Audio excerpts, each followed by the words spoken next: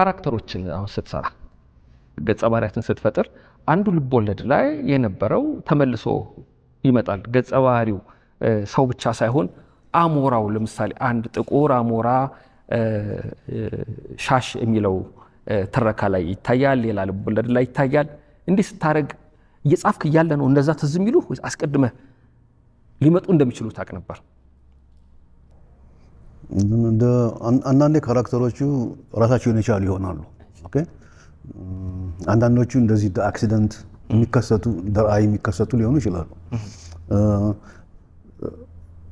የህጽናዊነት ብዬ ስለ የተለያዩ ደረጃዎች ያሉት ለምሳሌ ግራጫ ቃጭሎች ህጽናዊነት አለ። በአብዛኛው በፉትኖት ኢንተርቴክስቹዋሊቲ እንትኑ በፉትኖት ይተዋቀራል።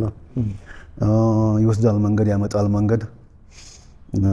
በአብዛኛው አንዳንድ ካራክተሮች ብቅ ይላሉ በደንብ ያልተሳሉ ቢሆንም ሌላ ቦታ ካሉበት ነባር ቦታ ወደ ሌላ ቦታ ይሸጋገራሉ። አንዳንዶቹ ልክ እንዳሞራው በሁሉም ታሪክ ውስጥ የተለያየ ባህሪ እና የተለያየ ተጽዕኖ ይዞ ይመጣል። እንደዛ አይነቶችን እንደ አሞራ አይነቶችን በኋላ ማስገባቸው ናቸው።